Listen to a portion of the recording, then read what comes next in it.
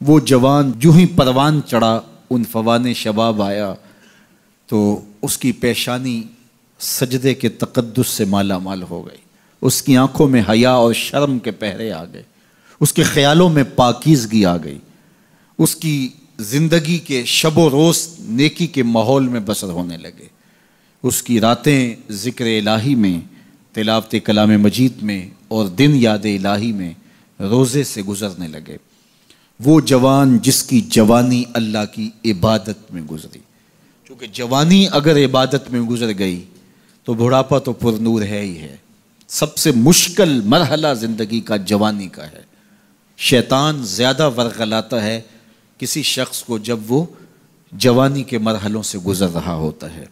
تو جس کی جوانی خیریت کے ساتھ گزر گئی اور اس نے اپنی جوانی کے تقدس کو محفوظ رکھ کے منزل تک پہنچا لیا، اپنی عصمت کے جوہر کی حفاظت کی، اپنی آبرو کو لٹنے نہیں دیا، اپنی آنکھوں کی شرم و حیا پر پہرے بٹھائے اور آنکھ کو برباد نہیں ہونے دیا اور اپنی زندگی کے تقدس کا پہرا دیا، تو جو جوان اپنی جوانی کو خیریت کے ساتھ گزار گیا۔ کسی نے کہا تھا نا، کتاب زیست کا ایک اور باب ختم ہوا، شباب ختم ہوا، ایک عذاب ختم ہوا۔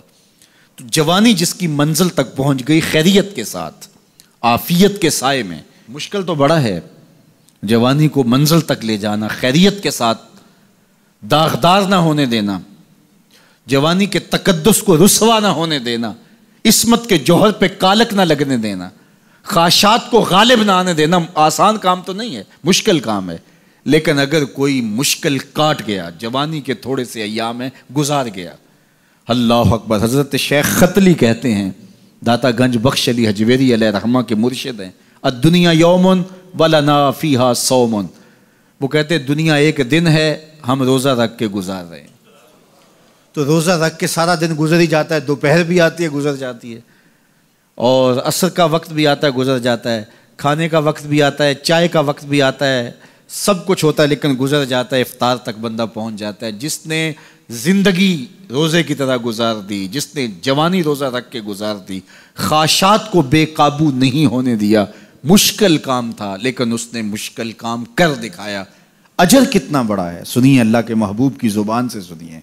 حضور نے ارشاد فرمایا جو سید ابو ہریرہ کے ذریعے سے ہمارے تک پہنچا، فرمایا قیامت کے دن جب سورج کا رخ سیدھا ہوگا، زمین تانبے کی ہوگی، لوگ پسینے میں شرابور ہوں گے، کوئی ٹخنوں تک پسینے میں، کوئی گھٹنوں تک، کوئی کمر تک، کسی کو پسینے کی لگام دی جائے گی، اور وہ پسینہ ایسے نہیں ہوگا جس طرح یہ پسینہ ہے، اتنا گرم ہوگا۔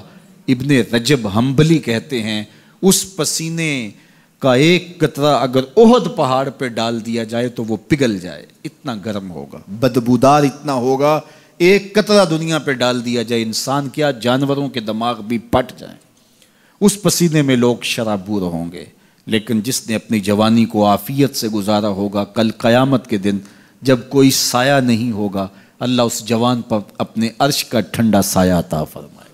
وہ شخص جس کو کسی عورت نے دعوت گناہ دی اور وہ صاحب منصب تھی، صاحب جمال تھی، اور اس نے یہ کہہ کہ یہ خواہش، یہ آرزو مسترد کر دی، انی خاف اللہ۔ اسی طرح کوئی عورت ہے تو اس نے اپنے تقدس کی حفاظت کی، اپنی آبرو پہ پہرا دیا اور کسی پیشکش کو ٹھکرا دیا، تو فرمایا قیامت کے دن جب کوئی سایہ نہیں ہوگا، اللہ اسے بھی اپنے عرش کا ٹھنڈا سایہ دے گا۔ کیسا سخت دن ہوگا، اور وہ کس اعزاز میں ہوگا، کس تکریم میں ہوگا۔ یہ تو 4 دن 10-20 سال ہیں، اور وہ 50,000 سال کا ایک دن۔